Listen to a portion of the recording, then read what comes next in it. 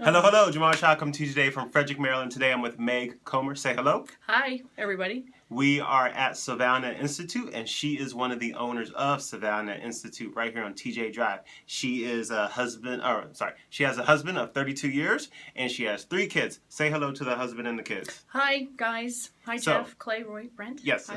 ValorLives Interview episode number 52, the last week of the year, 2017, is right around the corner. Why do I do what I do? Number 1, because there's successful people who deserve to have their stories told. Number 2, there's people who need to hear successful stories. And number 3, to let you know you can go out there with a camera phone and impact your community. So just like always, no interviews over 10 minutes long, raw, uncut, no special lighting. Meg, why do you do what you do? You are amazing. Why I do, my big overall why or the why for Sylvana? Both. Okay, well, on any given day, it could be something different.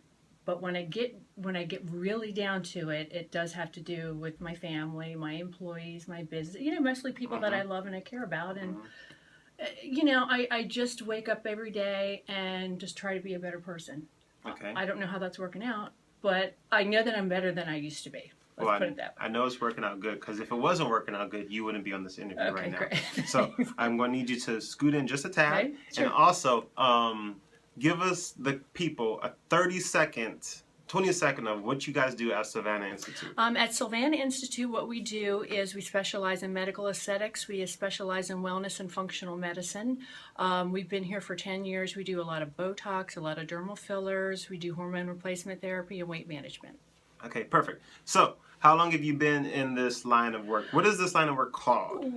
We started out with aesthetic medicine, which was non-invasive kinds of cosmetic procedures. We expanded into wellness. We do, again, a lot of functional medicine. We're getting ready to expand even more within the year. Okay, so how long have you been in the aesthetic medicine? 10 years. Okay, so in that 10 years, what has been the proudest moment of your career? Oh my gosh, you know what? There are so many, and every single one has got to do with the staff. If you could see where we started and see where we are now, some of the stories are comical, but when I look at Kelly and Tabetha, almost all of our employees have been with us for years, and the way that they've grown and just their professionalism and their teamwork is just, that makes me the proudest. Okay, cool. Oh, before I forget, your nephew, Joseph O'Connell, right. my buddy, was right. in interview number 3, I believe. Let's say hello to Joe. Hey, oh, Joe. Hey, Joe. Hi. All right, so what has been the lowest moment of your career? Oh my gosh. This happened a few years ago before we expanded. We expanded once. We had a huge flood. And so we were operating out of half of our office. Okay. We finally recovered from that, expanded again, and we launched a new product. At the same time, Kateri lost her husband. He died suddenly. This was the second husband she lost. Dr. O'Connell was really sick. And so the people that we were depending on the most for moral support and financial support were the people that really couldn't be here. So that was the most challenging part. The good news is that we did kind of sort of prepare for expanding and contracting when we needed to. Not to that extent, but the staff showed up every day. We put one foot in front of the other, and we finally started coming out the other side. Perfect. So how do you create team culture? You have 10 employees here. Right. And are they all female? Or no? They are all female right now, but we did have a male. We did have a male who I loved, and he couldn't hang. it wasn't that. His love wasn't cosmetics, although he was really good at it. Okay. His love was more wellness. Gotcha. So how do you create team culture where everybody's not killing each other? Well, my sisters and I, we've known each other our whole lives, so we've kind of, we have our differences, but there is there's an underlying rule of just respect and teamwork, because we're all pulling in the same direction. I mean, we all have our moments. We don't fight, but we each stay in our lane. Okay.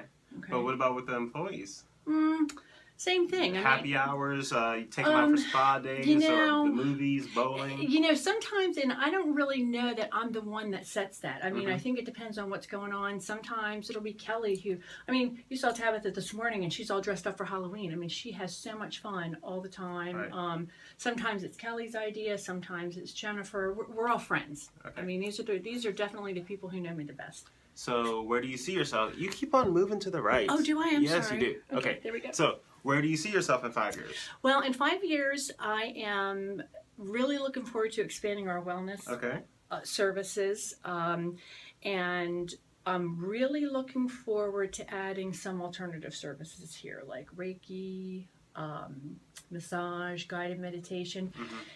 The connection between mind and body is really complex, but because we focus so much on health and wellness,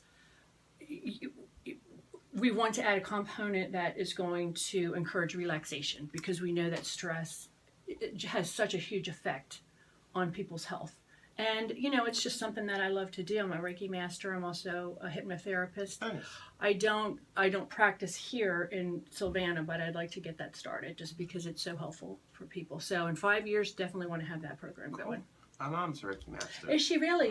Oh, good. So do you have a morning routine, something you do every day to get Yes. every morning to get your day started? Every morning, I try to do this every single morning, is meditate when I get up. Okay. Of course, I brush my teeth. Right. Sunscreen, 365 days a year, even if it's snowing, for everyone, and that goes for you too.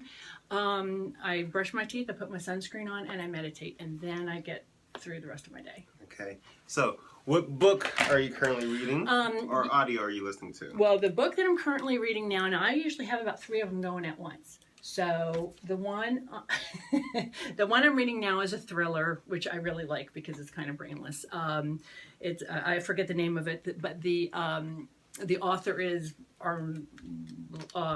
Arnaldur Indurðsson, and somebody turned me on to him. I don't know, somebody who likes thrillers, so I've read every single one of those. Every single one of John Sandford books I've read. Okay. I have a lot of history books, mostly, European history, Roman Britain, Celtic history, that kind of thing. And then every now and again, I'll really take a deep dive into something like shamanism in the mathematical world. Okay.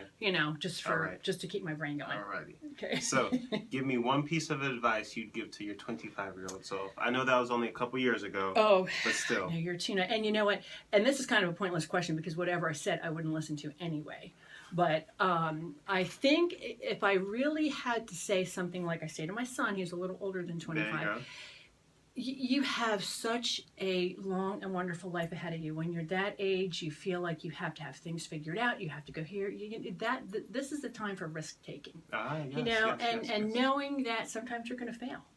And you have a lot of room to do that, and you just have to be easy on yourself as you're moving forward because you've got a long time to go. Take more risk. Yes. When as people watching this video, take more risk because at the end of your life, that's going to be your biggest regrets, the risk you don't take. Absolutely. So, what are you thankful for? Oh my gosh, what am I not thankful for? Every day I wake up in the best house in the best town that I could ever think of. I'm so thankful for my family, my husband, my kids. I have a huge extended family.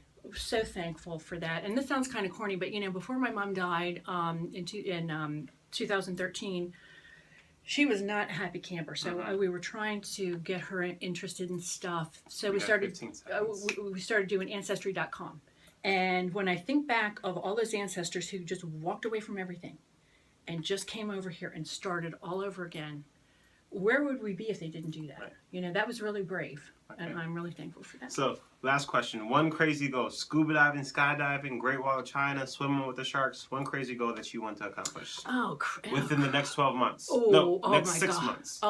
Okay, this is really stupid, so don't judge me. It has to be quick. Okay, so don't judge me. I remodel dollhouses because it gives me something to really focus on, and I'm trying to create a whole village. Perfect. I love it. So, all Meg's information will be in the show notes, so you could contact her. So you want to give them your website real quick? Sure. It's www.sylvanainstitute.com, all one word, and the phone number here is 301-668-0002. Okay. And you guys are on Facebook? Yes, and Facebook. Are you guys on Instagram? Yes. Twitter? Yes. Okay, all that. So if you go to my website, ValorLives.com, type Meg in the show notes, all her information will pop up. Valor Lives, episode number 52. Go out there, show some valor, Meg. We will see you next year, 2017. Bye. Bye. Thanks.